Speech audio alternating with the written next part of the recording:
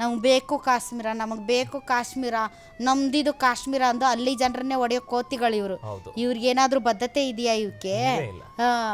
ಈಗ ನೋಡಿ ಅವನ್ನ ಯಾರೋ ಪಾಪ ಅವನು ಮುನೀರ ಎಷ್ಟೆಲ್ಲ ಕಸರತ್ತು ಮಾಡಿ ಏನೇನೆಲ್ಲ ಮಾಡಿ ಏನೇನೋ ಸ್ಟೇಟ್ಮೆಂಟ್ ಕೊಡ್ತಿದ್ದ ಪಾಪ, ಅವನ್ನೇ ತೆಗೆದು ಬಿಸಾಕೋಂಥ ಪರಿಸ್ಥಿತಿ ಬಂದ್ಬಿಟ್ಟಿದೆ.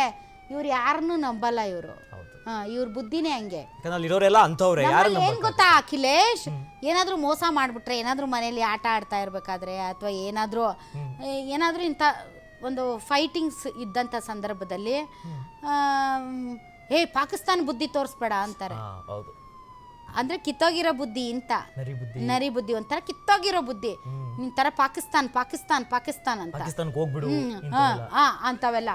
ಹಂಗಾಗಿ ಈ ಪಾಕಿಸ್ತಾನ ಸುಧಾರಿಸುವಂಥ ಯಾವ ಲಕ್ಷಣನೂ ಇಲ್ಲ. ಬಟ್ ಭಾರತ ಮತ್ತು ಪಾಕಿಸ್ತಾನದ ನಡುವೆ ಯುದ್ಧದ ವಾತಾವರಣ ಸೃಷ್ಟಿಯಾಗಿದೆ.